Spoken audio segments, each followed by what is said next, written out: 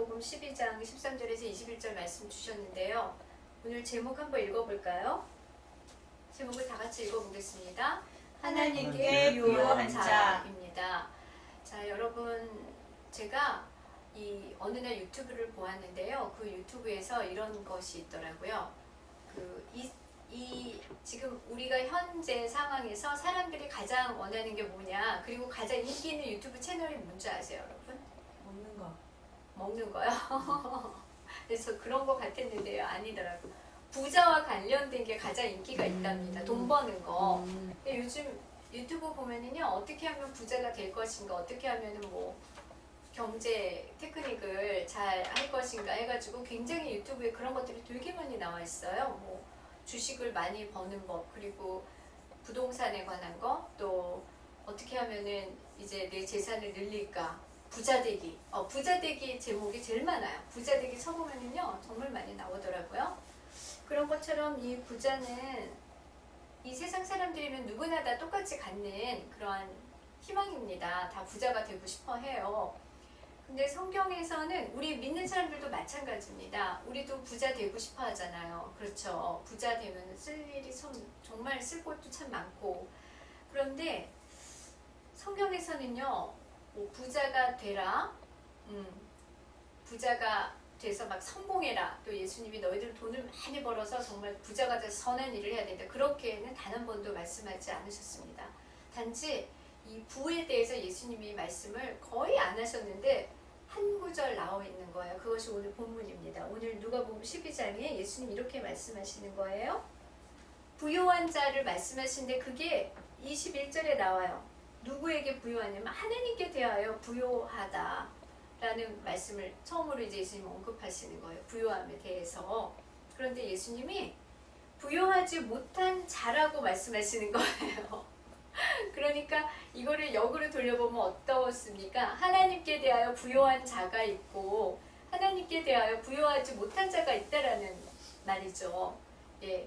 그러면서 오늘 본문에서는 이제 예수님이 그렇다면은 하나님께 대하여 부요한 자에 대해서 우리가 관심을 가져야 됩니다. 예수님은 분명히 하나님께 대하여 부요하지 못한 자는 결국 이렇게 된다라면서 이 비유를 들어주셨는데, 우리는 그러면은 과연 누가 하나님께 부요한 자가, 하나님께 대하여 부요한 자가 되어야 되지 않겠습니까? 할렐루야. 그래서 오늘 말씀에서는 이제 그 말씀을 해보려고 합니다. 그 전에 제가 한 가지 이제 예화를 드리겠는데요.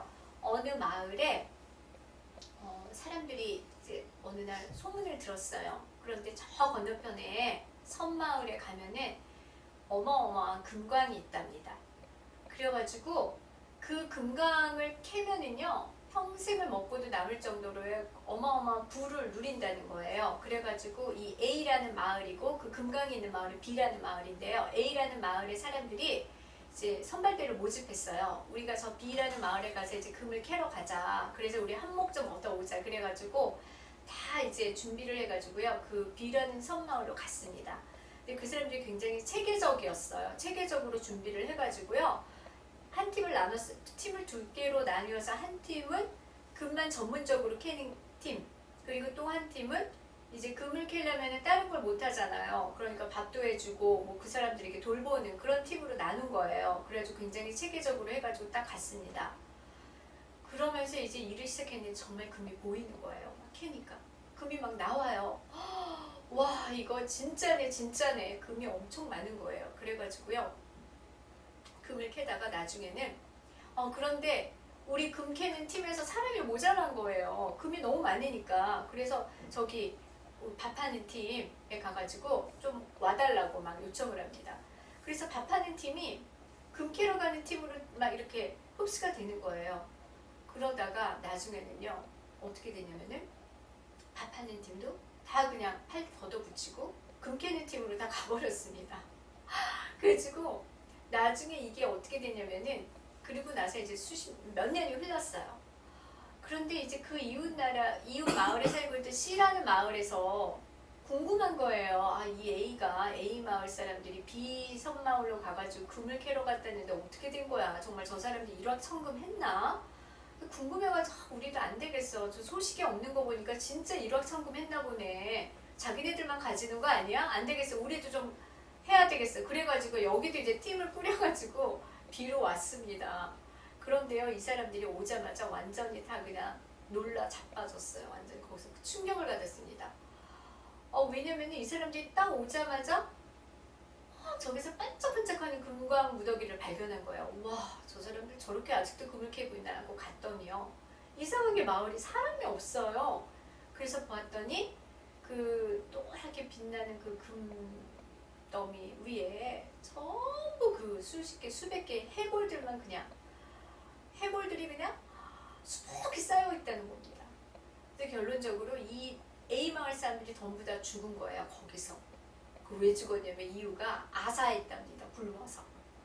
그러니까 이 사람들이 한마디로 말해서 이 밥하고 이 사람들 그 석생을 챙겨야 되는데 그거를 못한 거예요. 그거를 잊어버릴 정도로 금 캐는 일에만 몰두하다 보니까 이 사람들이 거기 완전히 미쳐가지고 이제 자기 건강도 챙기지 못하고 그냥 거기서 그냥 다 죽어버린 겁니다.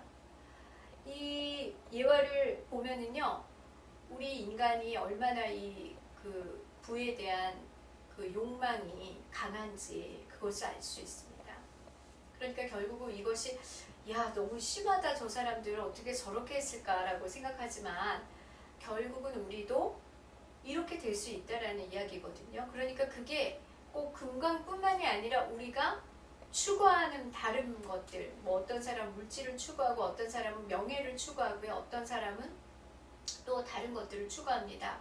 자기가 그리는 어떤 예술적인 세계 이런 걸 추구하는 사람들도 되게 대단하더라고요. 자기 재산 다 팔아가지고 무슨 뭐 큰 막 그 어떤 막 그 수집하는 사람들은요, 진짜 막 수집을 하더라고요. 굉장히 비싼 것들, 그리고 막 다 재산을 다 털어가지고 거기 바치고, 어떤 사람 명예 때문에 끝까지 명예와 권력을 추구하고, 이러다 보면은 나중에는 자기 영혼이 탈탈 털려가지고 자기 영혼도 완전히 죽어서 매장되는 그런 일들이 사실은 우리 주변에서도 우리가 몰라서 그렇지 많이 일어나고 있습니다.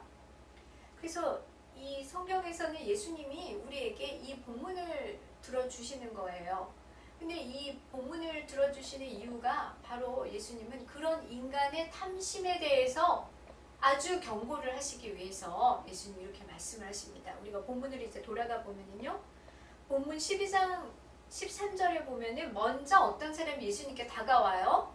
예수님이 이 비유를 하기 전에 그 사람이 이렇게 말을 합니다. 예수님, 저 요청이 있는데 예수님 저 판결 좀 해주세요. 어떤 판결이냐면은 제가 제 형이요, 유산을 굉장히 많이 받았는데요, 이 형이 아니 당연히 저한테 유산을 나눠줘야 되는 거 아닙니까? 근데 저는 안 나눠주는 거예요. 예수님, 도대체 누가 옳은 건지 저 좀 판결 좀 해주세요. 그리고 저 형이 저한테 유산 좀 주게 좀 해주세요. 그렇게 막 요청을 하는 거예요. 그 당시에 이 유대인들은요, 예수 그리스도에 대해서 어떻게 이해를 하고 있었냐면은, 아직 여기서 주님 그렇게 말을 안 해요. 선생님 그럽니다. 이 사람들이 예수님 십자가 사건 이전에는요, 예수님이 무슨 선지자 중에 한 사람 또는 뭐 선생님 이 정도로만 인식을 하고 있었어요. 그래서 자기네들 그 대소사 일에 조금이라도 좀 도움을 주실 수 있는 분, 뭐 이 정도로만 생각을 했습니다. 아무튼 저분은 놀라운 분이야. 그러나 메시아는 아니었던 거죠, 그들에게는. 그래서 이제 이들이 예수님한테 판결을 내달라고 온 거예요. 그러니까 예수님 뭐라고 말씀하셨습니까? 내가 재판장이냐? 그렇게 말씀하시면서 판결을 안 하시고 이런 말씀하시는 거예요. 15절에 탐심을 물리쳐라. 사람의 생명이 그 소유의 넉넉함에 있지 아니하다 라고 하십니다. 그러니까 예수님께서는 뭐 유산을 누가 얼마를 갖고 누가 얼마를 남기고 이게 중요한 게 아니라 일단은 너의 그 마음에 탐심 자체를 없애버려라, 그렇게 말씀하십니다. 그러니까 우리에게 우리 일상생활에서 우리가 뭐가 얼마나 필요하고 우리가 뭐가 얼마를 더 우리에게 와야 되고 이런 것에 주님은 관심이 있으신 것이 아니라 우리의 마음을 보신다는 거거든요. 그리고 너의 그 태도, 너가 어떤 마음을 가지고 있는지, 너의 그 자세, 그 마음을 주님이 말씀을 하신다는 겁니다. 이 탐심을 물리쳐라라는 말씀은요. 근데 예수님이 왜 탐심을 우리에게 이렇게 물리쳐라라고 하신 이유가 분명히 있습니다. 주님이 이것이 이제 성경에 또 이렇게 나와 있어요. 골로새 3장 5절에 보면은요. 시간이 되면은 찾으셔도 돼요. 골로새 3장 5절에 그러므로 땅에 있는 지체를 죽이라. 곧 음란과 부정과 사욕과 악한 정욕과 탐심이니 탐심은 우상 숭배니라. 그렇게 나와 있고요. 또 에베소서 5장 3절에 에베소 5장 3절에는 음행과 온갖 더러운 것과 탐욕은 너희 중에서 그 이름조차도 부르지 말라. 이는 성도에게 마땅한 반이라. 그렇게 말씀하십니다. 그러니까 이 탐심에 대한 경고가 분명히 성경에 들어 있습니다. 이 비유를 통해서 예수님은 일단은 너희가 마음에 탐심을 물리쳐라. 그 탐심을 물리치지 못하면은 결국은 너희의 영혼이 망한다. 그렇게 말씀하시고 있으면서 비로소 이 어리석은 자의 비유를 말씀하시는 거예요. 그러면서 옛날에 한 부자가 있었다. 이제 비로소 그러면서 이 탐심을 물리치지 못한 경우가 어떻게 되느냐에 대해서 예수님이 그렇게 말씀하십니다. 그런데 이 부자가요, 어떻게 되냐면은 고간에 계속 소출이 막 쌓이는 거예요. 이 부자가. 그래가지고 이 사람이 너무 막 기뻐합니다. 막 즐거워해요. 이것을 어떻게 할까? 내가 뭐 이것을 어떻게 할까? 이게 막 더 쌓이네. 나는 안 그래도 곡간을 담아둘 내 창고가 컸는데 이게 막 계속 쌓이는 거예요. 그러니까 내가 더 늘려야지. 하나 더 늘려야지. 계속 그 생각만 하는 거예요. 자기 곡간을 늘릴 생각만 하는 겁니다. 그러면서 내 영혼아, 평생 먹고 쉬고 마시고 즐거워하자. 그러면서 막 이렇게 막 기뻐하니까 갑자기 하나님이 나타나서 이렇게 말하는 거죠. 어리석은 자야. 어리석은 자야. 오늘 밤에 내가 너의 영혼을 가져가면은 너는 그거를 다 그걸 누가 갖겠느냐? 그것이 과연 너 것이 되겠느냐?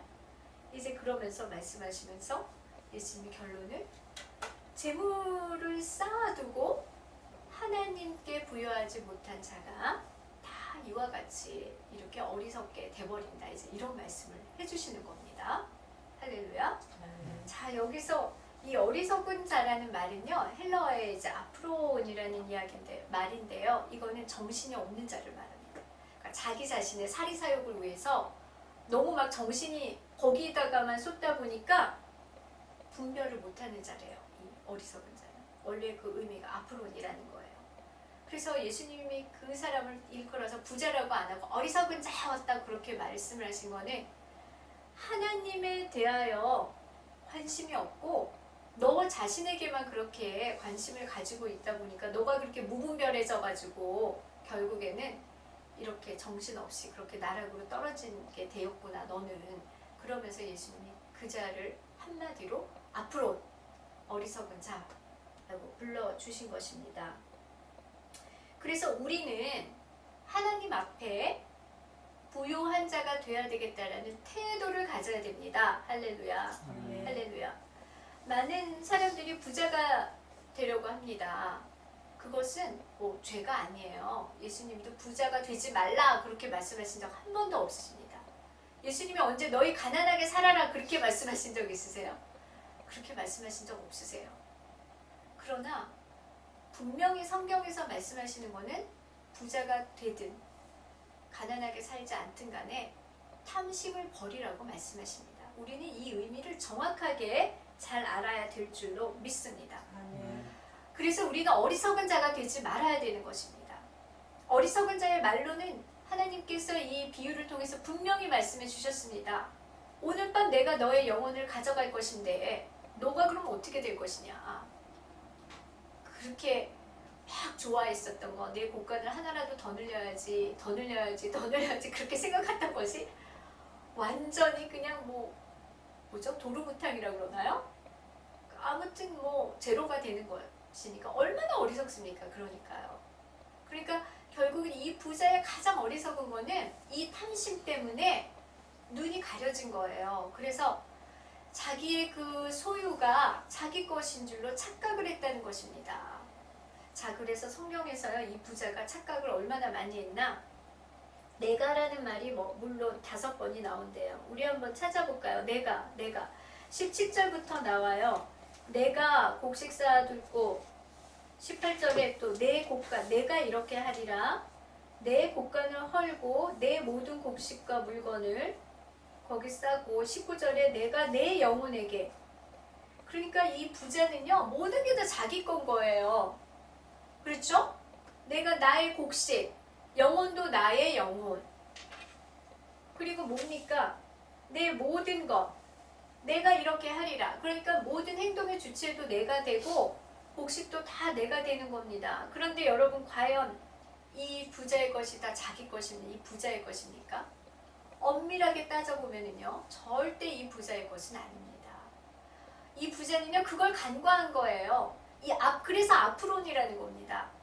하나님이 아예 없고 자기 자신의 것만 몰두하는 거예요. 이 사람은 자기가 받은 거, 자기 소유. 그러나 엄밀하게 따지면요, 이 부자의 것은 아무것도 없습니다.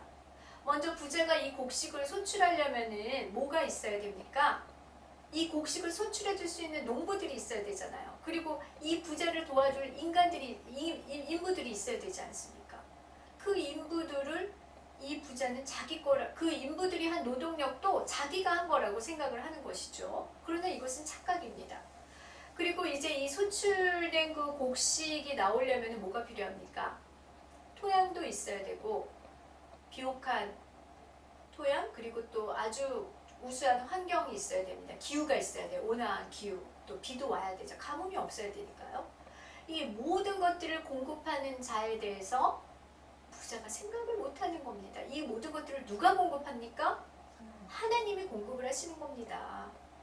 이 부자의 가장 치명적인 실수는 바로 이것이었어요. 하나님의 것을 생각을 못하는 거예요. 무조건 다 내 거라고 생각을 하는 겁니다. 마찬가지로 오늘날 우리가 살면서 우리의 가장 치명적인 실수가 그것이 될 수 있어요. 우리는 우리에게 주어지는 물질, 돈, 건강, 우리의 생명, 우리의 탤런트, 우리 주변의 환경, 심지어 우리 가족들, 우리 부모님, 그리고 나에게 주어지는 이 모든 것들이요, 내가 하는 이 일, 직업, 기회, 이런 것들이 전부 내 거라고만 생각하는 경우가 정말 많이 있습니다. 천만의 말씀입니다. 이것은 하나님의 것입니다. 이것 중에 다른 어느 것 하나도요, 내 것이 없어요. 어떤 분들은요, 이런 말씀하면 이렇게 항의를 하는 거예요. 아니, 논리적으로 그게 맞냐고요. 이거 제가 사업 제 거다. 제가 뼈 빠지게 일해가지고, 여기 투자해가지고, 이거 일해가지고 내가 벌어들이고 전부 내 건데요. 이거 누가 일해줬으니까 제가 일해줬는데요. 그런데요, 여러분, 그것도요, 정말 엄밀히 따져보면요, 우리 사회의 경제 윤리에서 재화 용역이 있지 않습니까? 그런 것들이 발생되는 그 가장 근본적인 원인을 한번 따져보는 거예요. 내가 일할 때 나에게 그 일할 수 있는 기회를 준 대상이 있어요. 예를 들면 기업이면 기업, 회사면 회사. 그리고 내가 이 벌어들이는 돈 안에 누군가의 노력도 있는 것입니다. 내가 이렇게 사회인이 되어서, 비근한 예로 가족을 예로 들어보자면요, 사회인이 되어서 내가 이제 나갔어요. 사회에 나가서 돈을 벌지 않습니까? 솔직히 말해서 내 능력이에요, 돈 버는 건. 그런데 내가 사회에 나가서 돈을 벌 수 있도록 나에게 음식을 그동안 데워주고 그동안 나를 건강하게 보살펴준 존재가 있지 않습니까? 반드시 부모님이 그렇게 해주셨잖아요. 그 이전에 또 무슨 환경이 있었지 않습니까? 내가 학교에서 공부를 했잖아요. 학교에서 공부를 하도록 나에게 환경을 조성해준 국가와 사회가 있지 않았습니까? 그러니까 이런 것들을 일일이 다 세밀하게 따져보면요, 정말로 이게 100% 나만의 능력으로 인해서 얻어지는 것이 하나도 없다라는 겁니다. 하물며 인간 세상에서도 이런데요, 이 성경에서는 그렇기 때문에 너희가 얻는 것 중에 그 저변에 하나님의 은혜와 하나님의 역사로 인해서 나오지 않는 것은 단 하나도 없다라는 말씀입니다. 할렐루야. 그래서 예수님은 너희들이 그렇게 하나님을 제외하고 모든 것이 다 그냥 너희들이 잘나서 너희들이 얻었다라고 생각하는 것 자체가 정말 어리석다라는 겁니다. 우리는 이런 어리석은 자가 되지 말아야 될 것을 예수님의 이름으로 축원드립니다. 아멘. 그러니까 따지고 보면 우리의 수입, 우리 그리스도인들의 수입도요 결국은 누구 것입니까? 누구에게서 나옵니까? 그 근본 원인은 아버지 하나님이신 거죠. 하나님께서 우리에게 그 물질을 주시는 겁니다. 아멘. 우리는 잘 모르지만 하나님이 주시는 겁니다. 할렐루야. 그래서 예수님이 한마디로 말씀해서 시편 14장 1편에는 이런 말씀이 있습니다. 어리석은 자는 그의 마음에 이르기를 하나님이 없다 하는도다. 그들은 부패하고 그 행실이 가증하니 선을 행하는 자가 없도다. 하나님이 없다 하고 말을 하는 거예요. 이 부자랑 똑같죠? 어리석은 부자처럼. 하나님이 없어. 이게 전부 다 내 거라는 거죠. 네. 그러니까 다른 사람이 내 거를 도둑질해 가면은 그 사람 용서 못하죠. 감히 내 걸 도둑질해가. 그런데 하나님 편에 서면은 하나님 거를 그 사람이 일부 가져간 것일 수도 있는 겁니다. 여러분 도둑질해가지고 평생 감옥에서 그 썩었던 사람 장발장 아시죠? 네, 레미제라블. 네. 근데 그 장발장에 나오는 주교, 그 주교는 장발장을 살려주잖아요. 모른 채 해주고. 근데 그럼에도 불구하고 장발장이 또 은총대를 훔쳐갔어요. 그런데도 주교가 그걸 모른 채 해줍니다. 하나님의 마음이죠. 할렐루야. 우리도 그런 마음을 품는 예수님의 자녀들이 되어질 줄로 믿습니다. 아멘. 할렐루야. 그렇다면 예수님이 이제 하나님께 부여하지 못한 자라고 어리석은 자를 말씀하셨는데 우리는 그러면은 반대로 하나님께 부여한 자가 되어야 되지 않겠습니까? 어떻게 하는 것이 하나님에 대하여 부여한 것입니까? 첫 번째는 하나님에 대하여 부여한 자는 우리의 태도를 바꾸는 것입니다. 우리의 태도를 어떻게 바꿔야 되냐면은 먼저 그의 나라와 그의 의를 구하는 자가 되어야 할 줄로 믿습니다. 네, 마태복음 6장 33절 말씀입니다. 그래서 이 말은 무슨 말이냐면요, 우리 삶의 우선권을 먼저 하나님께 두는 것입니다. 아멘. 그러면서 우리에게 내려주신 모든 것에 대해서 하나님의 방식대로 되기를 우리가 원하는 거고, 하나님의 방식대로 그분의 영광을 위해서 모든 것이 쓰여지기를 우리가 바라는 것입니다. 아멘. 그것이 바로 먼저 그의 나라와 그의 의를 구하는 것입니다. 그러니까 우리가 물질이 왔을 때도 하나님께 먼저 기도를 드려야 되겠죠. 하나님, 저에게 올해 이런 물질을 주셨는데요. 이걸 제가 어떻게 사용해야 될까요? 어떻게 사용해야지 아버지께서 기뻐하십니까? 그러면서 이 물질을 하나님께 내어드리는 것입니다. 그러면 하나님께서 우리에게 그것을 아버지가 기쁜 방향으로 사용하도록 우리의 마음을 감동시켜 주십니다. 아멘. 할렐루야. 우리의 달란트도 마찬가지입니다. 하나님, 사람들이 저에게 이런 달란트가 있다고 이야기하는데요. 저 이것을 어떻게 사용해야 될까요, 하나님? 이 달란트를 교회를 위해서 봉사할까요? 아니면 세상을 위해서 제가 좀 더 이 세상 사람들에게 유익을 주기 위해서 사용을 해야 될까요? 이것도 하나님께 여쭤봐야 되는 것입니다. 우리는 모든 것을 다 하나님께 여쭤보고 우리 삶의 태도를 우선권을 하나님 앞에 두어야 되는 것입니다. 그러면은 하나님은 어떻게 해주십니까? 하나님이 그냥 그것만 원하시나요? 천만의 말씀입니다. 하나님께서는 그러할 때 우리의 모든 것들을 책임져 주십니다. 아멘. 할렐루야. 왜냐면은 우리는 하나님의 돌봄의 대상들입니다. 그래서 하나님이 우리를 책임져 주시는 것입니다. 아멘. 할렐루야. 자, 그 다음에 두 번째는요. 우리가 하나님 앞에 부여한 사람이 되기 위해서는 우리의 관심이 이 땅의 보물을 쌓기보다는 하늘나라의 보화를 쌓기 위해서 우리가 우선적으로 두어야 되는 것입니다. 여러분, 여기에서요, 우리는 하늘나라의 보화가 무엇인가 거기에 대해서 더 알아볼 필요가 있습니다. 이 하늘나라의 보화는요, 우리 눈으로 보여지지는 않습니다. 우리가 하늘에 어떻게 다가 돈을 보화를 쌓을 수는 없잖아요. 하늘나라의 보화를 쌓는 것은 가장 중요한 것이 우리 마음과 우리 태도를 어디에다 두는 것입니다. 그러니까 이 어리석은 그 부자는요, 먼저 하늘나라의 보화를 쌓기보다는 이 땅에 온통 100% 그 마음이 이 땅의 보화를 쌓기만을 아주 급급했었던 사람입니다. 이 어리석은 부자와 또 가장 비슷한 예가 또 나와요. 누가복음 16장에 여러분 부자와 거지 나사로 아시죠?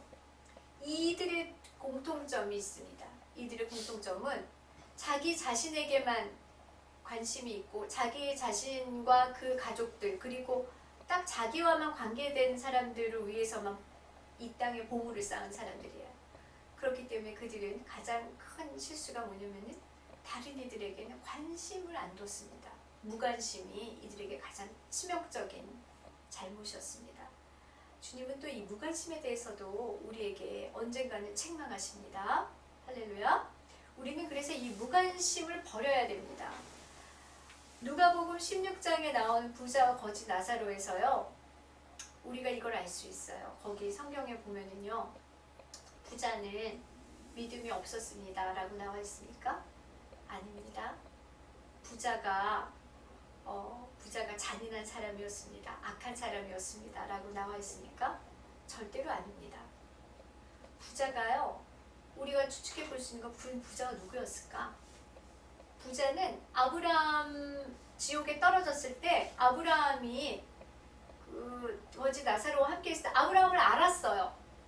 그 이걸로 봐서 부자는 유대인이었다라는 거예요. 이 유대인이 누굽니까 여러분? 믿음하면은 저리 가라라는 선민 백성 아니었겠습니까? 이 부자는 분명히 하나님을 알았을 것이다.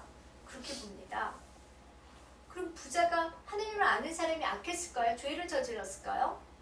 아니라는 거예요. 부자는 죄라면 아마 우리가 아는 그 율법적인 죄를 안 저질렀을 수도 있었다는 거죠.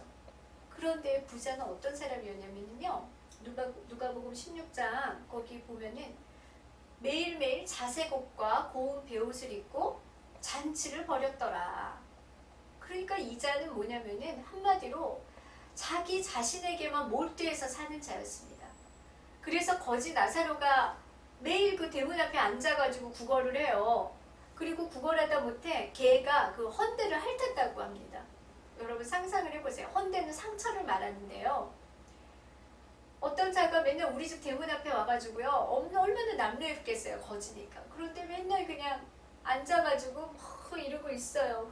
보면은 굉장히 longing했다고. longing to eat. 그러니까 그 테이블에서 뭐가 떨어지나 굉장히 간절하게 바랬던 걸. longing은 굉장히 간절히 바라는 거거든요. 먹으려고. 너무 배가 고프니까. 그런데 부자는 대문이니까 거기를 굉장히 많이 지나다녔을 거 아니에요. 그런데도 불구하고 이 부자가 일반의 눈길을 주질 않은 겁니다. 아예 관심이 없었던 거죠. 관심이 그냥 끊어진 거예요. 하나님은 이것이 죄라고 말씀을 하시는 겁니다.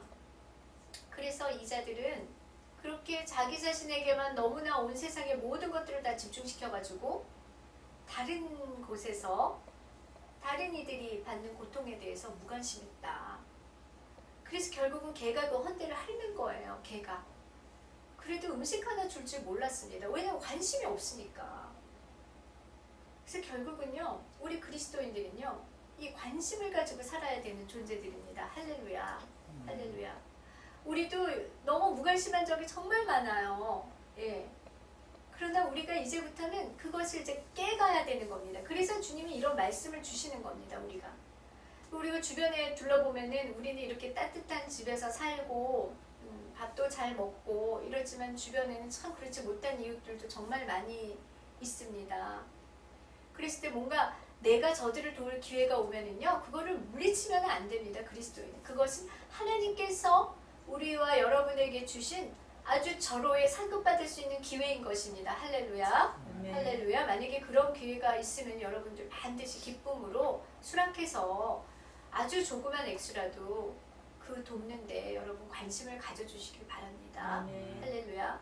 이것이 하나님에 대해서 부요한 우리의 태도이고 하늘나라의 보화를 쌓는 태도입니다.